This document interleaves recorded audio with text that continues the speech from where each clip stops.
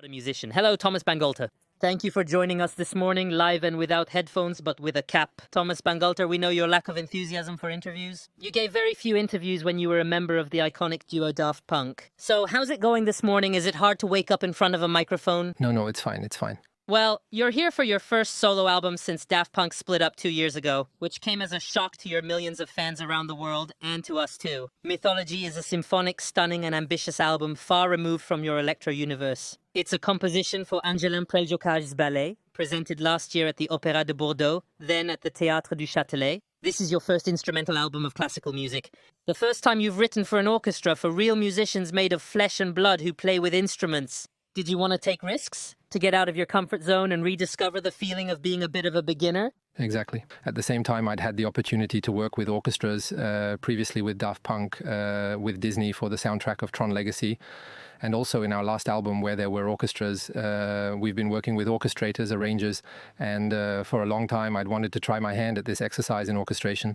And the proposal of Angelin's invitation came at a judicious moment and actually enabled me to tackle this project. So, talking about Angelin's Preljocaj's proposal, he said that originally he asked you for a composition that mixed classical and electro, and it was you who chose to say, no electro.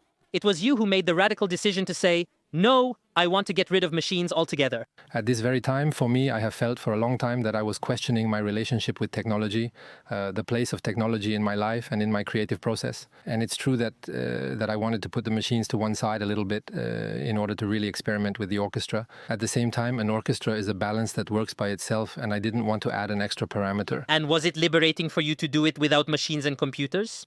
I have the impression that it is for a lot of people. When you put these machines aside for a moment, you get the impression of being in a calm, peaceful environment. Personally, I've always been fascinated by machines and technology in general.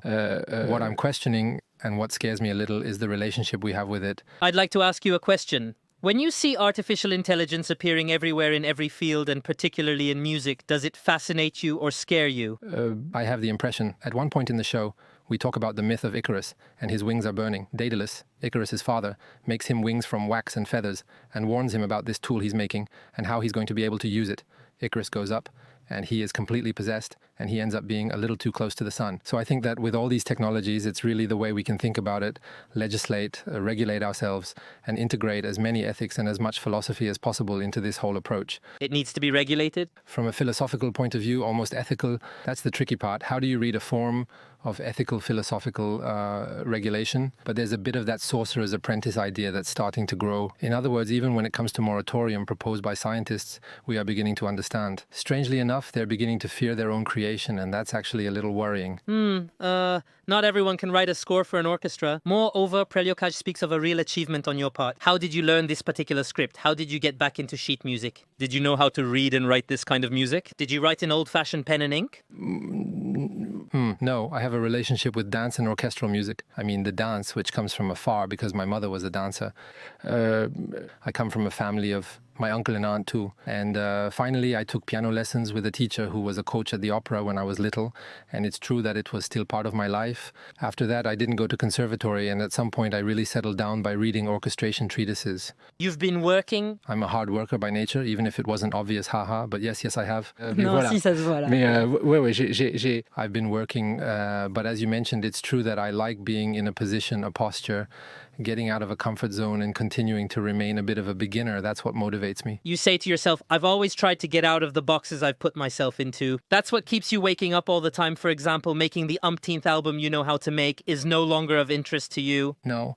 And then even, I think with Daft Punk, we made 4 albums in 28 years, and each record was different, had a different starting point, different techniques, and it was a bit like going into a kind of accelerated training into a new world each time. And it's a bit of a natural process to be able to continue this approach. In any case, the result is impressive. An hour and a half of classical music, both nervous and lyrical. You claim to be influenced by Bach, Vivaldi and Prokofiev, and it's true that we hear it all. Je les revendique pas. Enfin, on les... I don't claim to be a musician. I just claim my music. I don't have the pretension. But at least you can hear a lot of Prokofiev here. Each track is associated with a theme from a current Antico mythology. There's the Minotaur, there are bar mythologies like wrestling, there's even COVID-19 and war, contemporary mythologies according to Preljocaj, and then there's the Amazon. We're listening.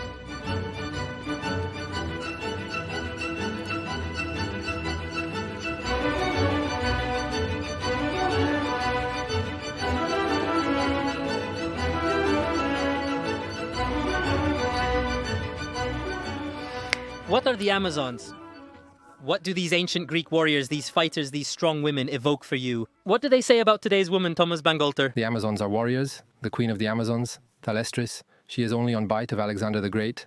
And it's both an imagined world that counterbalances male domination for centuries and a world of dreams too. So it's very exhilarating and exciting to be able to put them to music. Icarus, you mentioned earlier, there's another beautiful track on Icarus. Is this something that's happened to you in your life, burning your wings? I don't think so. In fact, there are the Gorgons with Perseus fighting Medusa, and Perseus, who has a shield, and the inside of his shield is a mirror to protect himself from Medusa's petrifying gaze. And in the end, I have the impression that with this helmet, with this mask, I've had this kind of shield shape, maybe imagining that it protects me from petrification, fame, success, or exposure. So maybe it spoke to me perhaps more about the myth of Perseus. The myth of Perseus. It's true that when we look at your career, but it's 28 years of worldwide success for Daft Punk. You've been ambassadors for the French Touch. But beyond the French Touch, you've been ambassadors for France. In fact, you were one of our greatest French prides for 28 years.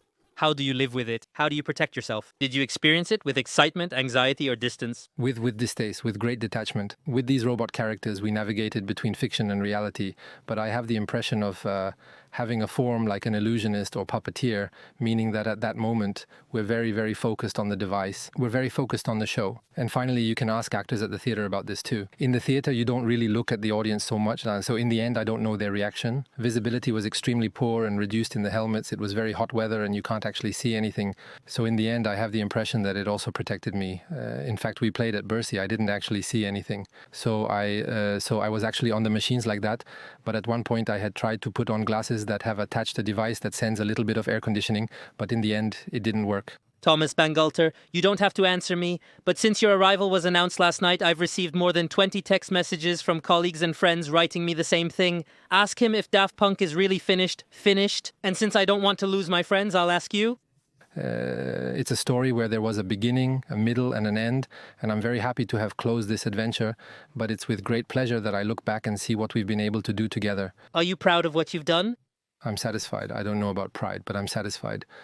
And it's over. It's finished. So if I've understood, I've got my answer. Haha, I don't like it. I don't think anyone likes it. But in the meantime, listen to this mythology. I show the vinyl with the beautiful cover. Bluffing first symphonic album by Thomas Bangalter for Angelin Preljokar's ballet. Thank you very much for coming. If you want, we can get lucky later after the interview. If you know what I mean. Ha ha ha.